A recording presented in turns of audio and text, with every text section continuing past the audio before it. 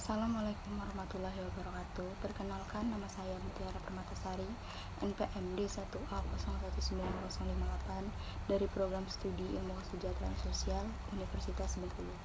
Di sini saya akan memenuhi ujian tengah semester dengan mata kuliah intervensi dengan kelompok. Yang pertama, kita harus mengetahui terlebih dahulu definisi intervensi sosial itu sendiri. Intervensi sosial adalah suatu upaya perubahan yang terencana terhadap individu, kelompok, ataupun komunitas.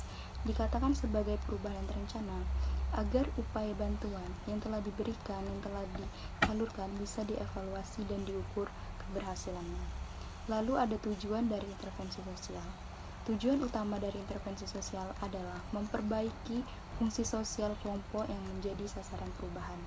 Karena ketika fungsi sosial seseorang berfungsi dengan baik, bisa diasumsikan bahwa kondisi sejahtera akan semakin mudah untuk dicapai. Kondisi sejahtera bisa terwujud manakala jarak antara harapan dan kenyataan yang tidak terlalu jauh, yang tidak terlalu lebar. Lalu ada kaitan atau hubungan intervensi sosial dengan ilmu kesejahteraan sosial. Karena dalam perkembangan ilmu kesejahteraan sosial maupun dalam praktek pekerjaan sosial, sangat erat kaitannya dengan upaya mengembangkan fungsi yang memberikan pertolongan.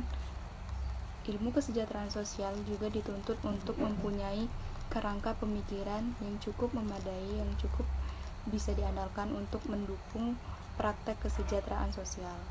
Sehingga pada saat pekerja sosial ingin menyelesaikan permasalahan yang sedang dihadapi klien, itulah digunakan intervensi sosial. Yang kedua, ada jenis-jenis intervensi. Yang pertama ada intervensi mikro. Dalam pekerjaan sosial, ini meliputi individu, keluarga, ataupun dalam kelompok-kelompok kecil yang bertujuan untuk memfasilitasi perubahan perilaku klien. Lalu ada intervensi makro. Dalam pekerja sosial meliputi lingkungan, komunitas, dan masyarakat yang bertujuan untuk mencapai perubahan sosial.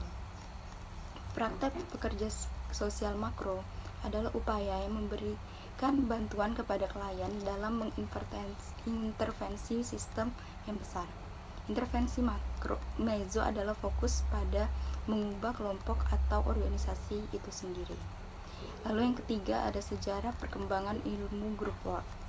Metode group work diperkenalkan ke dalam pekerja sosial yang profesional pada tahun 1930-an dan teori-teori group work berkembang pada akhir tahun 1940-an yang digunakan untuk menangani permasalahan kelompok. Yang hingga saat ini, group work sendiri sangat penting digunakan dalam praktek pekerja sosial dan intervensi sosial. Dengan kata lain, pekerja sosial menggunakan struktur dalam proses kelompok untuk memfasilitasi perubahan. Yang keempat ada macam-macam kelompok. Macam-macam kelompok berdasarkan interaksi sosial yang pertama ada kelompok primer. Kelompok yang terjadi di dalamnya interaksi sosial. Anggotanya yang saling mengenal secara dekat dan memiliki hubungan yang erat di dalam kehidupan sehari-hari. Contohnya ada keluarga, lingkungan RT, dan kawan sepermainan ataupun kelompok-kelompok agama lainnya. Yang kedua ada kelompok sekunder. Kelompok sekunder merupakan sekelompok individu yang di dalamnya terjadi interaksi sosial yang tidak secara langsung dan dilakukan secara berjauhan dan kurang memiliki hubungan yang erat. Contohnya seperti partai politik. Yang ketiga ada kelompok formal. Kelompok formal merupakan kelompok yang di dalamnya terdapat peraturan seperti adanya anggaran dasar, anggaran rumah tangga, ataupun iuran-iuran yang wajib dibayar biasanya. Dan contoh dari kelompok ini ada organisasi mahasiswa, organisasi kepemerintahan. Yang keempat ada kelompok informal. Kelompok informal merupakan kelompok yang terbentuk melalui proses interaksi yang dilakukan secara berulang-ulang kali dan menjadi kebutuhan individu, seperti adanya kelompok arisan dan persatuan ibu-ibu rumah tangga ataupun kelompok-kelompok lainnya. Yang kelima ada dinamika kelompok. Dinamika kelompok adalah suatu kelompok yang terdiri dari dua orang atau lebih individu yang memiliki hubungan psikologis secara jelas antara anggota satu dengan anggota lainnya dan berlangsung dalam situasi yang sedang dialaminya.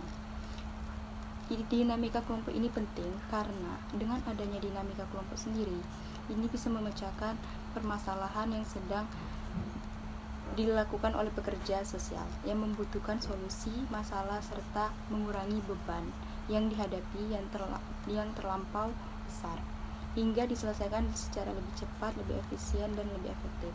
Dengan salah satunya membagi pekerjaan-pekerjaan yang besar sesuai dengan kelompok bagiannya masing-masing, sesuai keahliannya.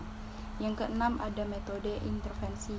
Metode intervensi sendiri dapat diartikan sebagai suatu cara atau strategi dalam memberikan bantuan kepada masyarakat, bisa kepada individu, kelompok, ataupun komunitas, yang digunakan untuk meningkatkan kesejahteraan seseorang, yang melalui upaya memfungsikan kembali fungsi sosialnya, di mana pada status tersebut harus diakui oleh lingkungan dan status tersebut tidak melewati batasan-batasan norma ataupun aturan yang ada di lingkungan sehari-hari.